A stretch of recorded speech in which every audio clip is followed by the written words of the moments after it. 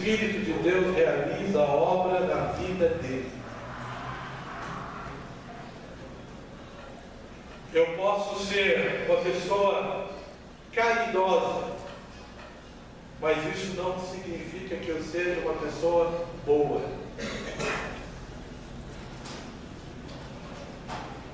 Tanto é verdade que na palavra de Deus, algumas versões onde foi transcrito amor, se fala caridade.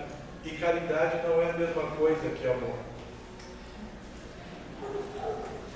Caridade nem sempre é sinal de amor, mas amor gera a caridade,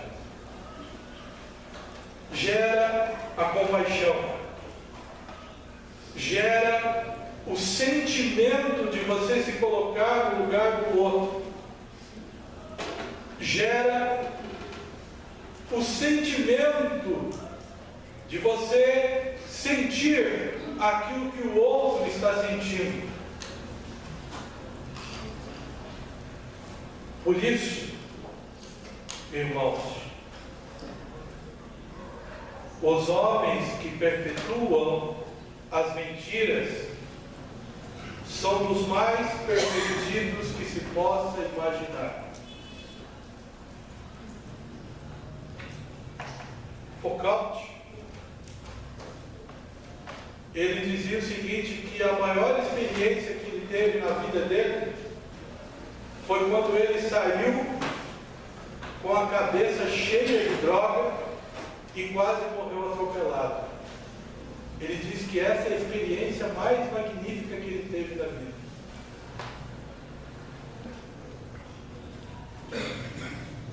Existe um outro chamado Friedrich Nietzsche, alguns chamam de Nietzsche,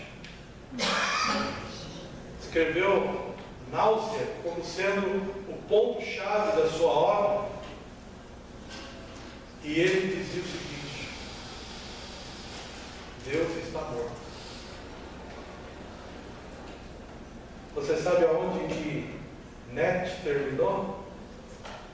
Em um manicômio na cidade de Turim, na Itália.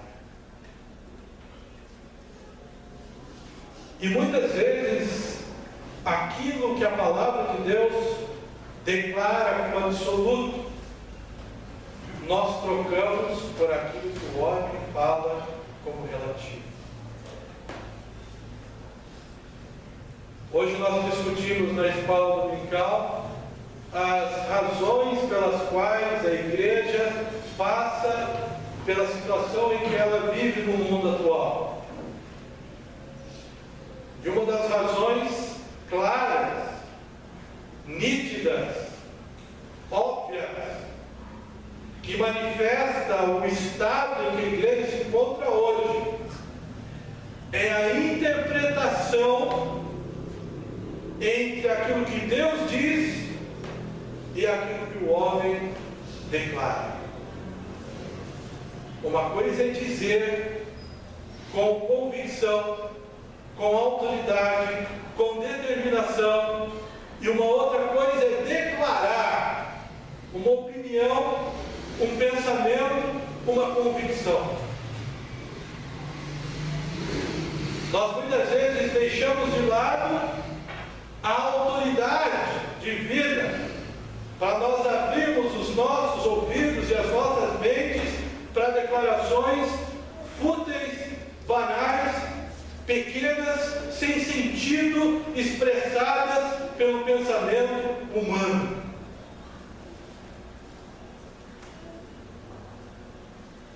O que orienta a nossa mente?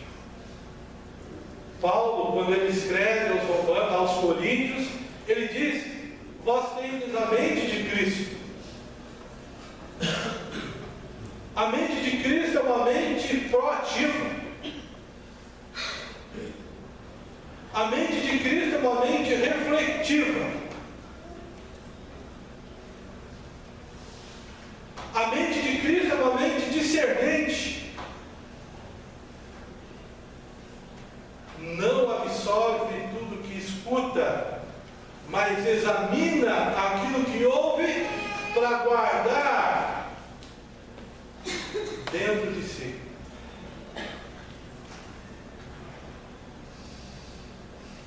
Hoje, mais do que nunca,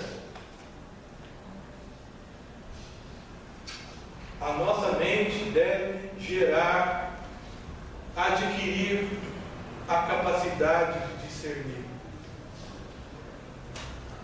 Teologicamente falando, quantas bobagens e mentiras, que na verdade não são antigas, mas são renovadas com uma vestimenta moderna. Mas o princípio ativo é o mesmo do passado. Irmãos, se você ficar doente, é porque você está em pecado. Se você não for rico, é porque Deus não te ouve.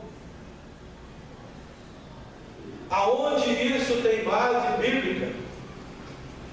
Aonde isso tem fundamento teológico? Você sabe aonde nasce a ideia da evolução versus criacionismo? Nasce com Immanuel Kant. Quando ele tira da ideia central divina a ideia e a verdade de um ser intelectual dominante. Quando se diz que nada se cria, tudo se transforma. Você abre a sua Bíblia, você já depara logo de cara, no princípio, criou Deus. Deus não transformou algo criado, Deus gerou daquilo que não existia. A palavra no hebraico, criar, é para, que significa criar algo da onde não existe.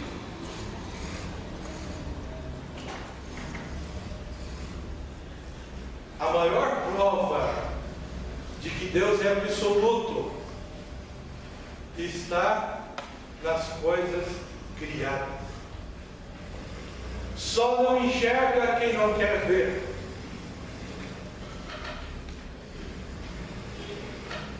Você vê o ar? Você já pegou o ar na sua mão? Esse ar é bonito. Olha como ele é chamativo. Por que as estrelas permanecem no firmamento? Por que o corpo humano está cheio de órgãos? A sua estrutura molecular, a sua estrutura celular, um intelecto limitado, ele seria incapaz de criar algo que não nos dá condições de nós definirmos com o nosso próprio intelecto.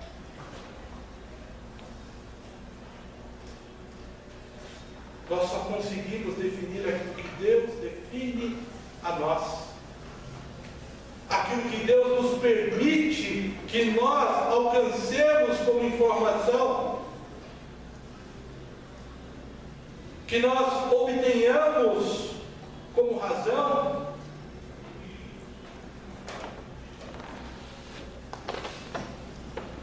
Quando diz o filósofo, nada se cria, tudo se transforma.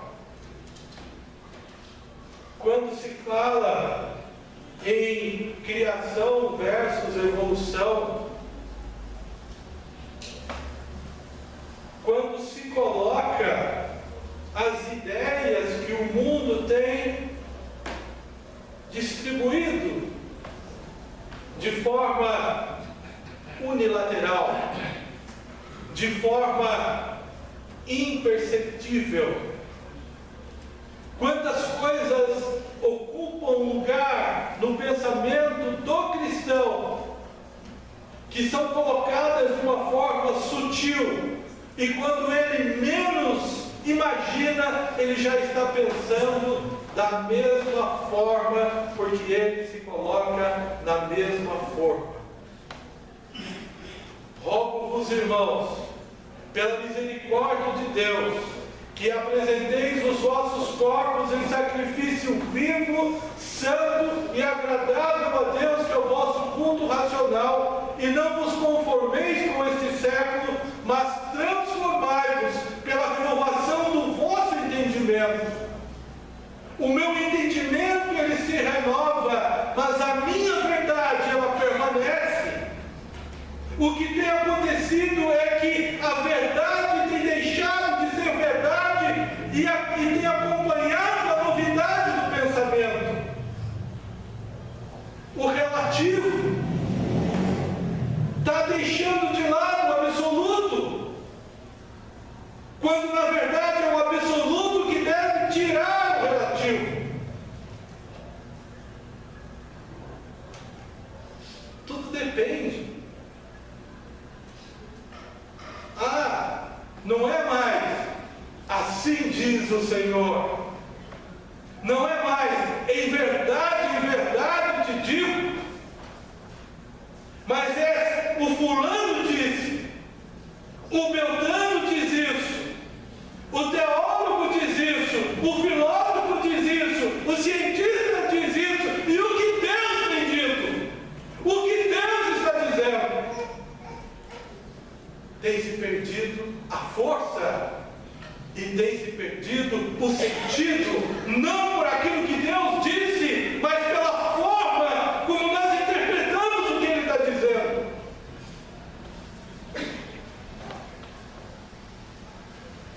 Como você interpreta aquilo que você ouve? Ou você deixa que Deus seja o teu intérprete? Porque a palavra de Deus, quando ela foi escrita, ela foi soprada. Não foi o homem quem a escreveu. O homem foi simplesmente um instrumento na mão de Deus, ouvindo diretamente de Deus e escrevendo da forma como Deus orientou para que ele escrevesse. A palavra de Deus tem perdido o significado. A palavra de Deus tem sido banalizada, porque o pensamento cristão está banalizado, o pensamento teológico está banalizado, o pensamento bíblico está banalizado, porque a mente humana tem sido banalizada. E nós assistimos isso de camarote e nós dizemos amém, aleluia.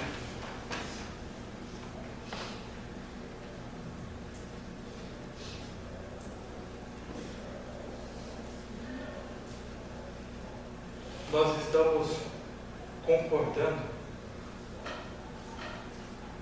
com aquilo que não tem concordância. Nós estamos aceitando aquilo que é inaceitável. Eu vou dar um exemplo. Foi aprovada no Senado a lei da palmada. Se você bater no seu filho, você vai ter que passar por um tratamento psicológico. E essas leis, ela tem como princípio reverter o princípio bíblico. A nova ordem mundial tem como propósito acabar com a religião judaico-cristã. E a religião judaico-cristã está sendo destruída aos olhos nus. E a igreja tem se calado, tem baixado a sua cabeça e tem dito amém, aleluia, àquilo que não é de Deus.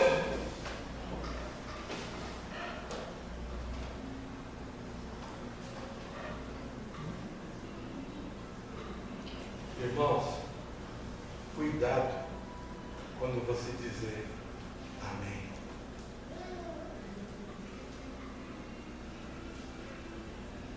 É uma palavra bem pequenininha, mas com um significado bem grande. O mundo, a religião, hoje, estão passando para o Estado uma responsabilidade que é dos pais.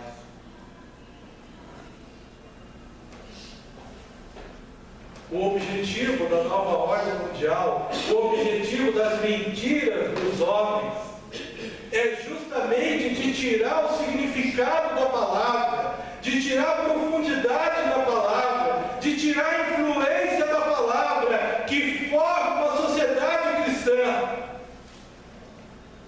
e incutir no pensamento humano um pensamento que não é nada mais do que humano. A lei da palmada. Deixa que o Estado cuide do seu filho. O Estado não cuida nem dele mesmo. E uma das manifestações mais claras e evidentes de que o Estado não cuida nem de si mesmo são as manifestações, as badernas, aquilo que tem ocorrido na sociedade atual, que se tem a ideia de que se resolve na borracha e na bala.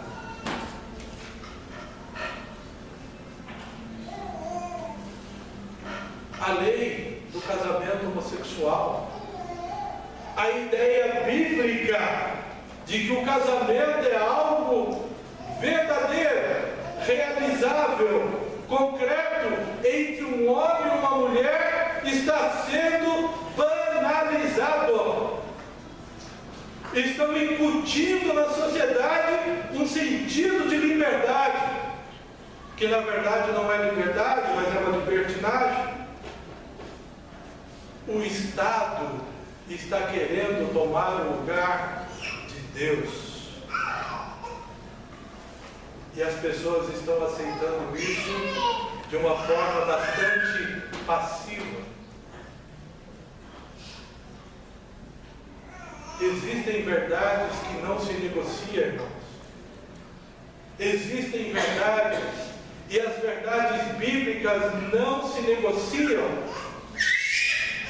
Não se faz negócio com a verdade bíblica.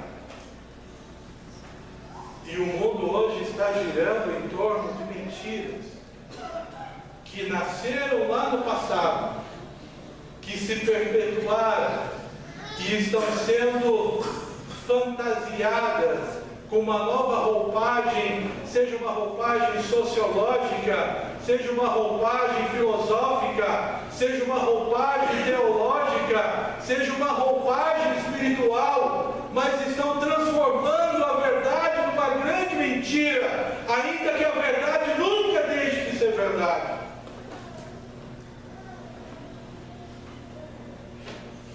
O que nós cremos?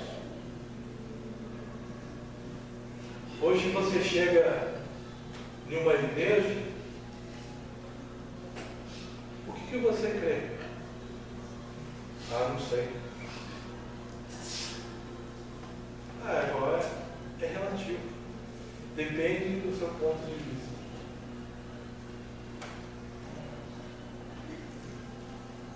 Depende da sua opinião. Depende da sua maneira de interpretar. Depende da sua maneira de enxergar.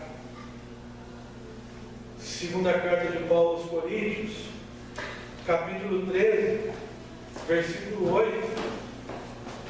Segunda carta de Paulo aos Coríntios, capítulo 13, versículo 8. Olha o que diz ali.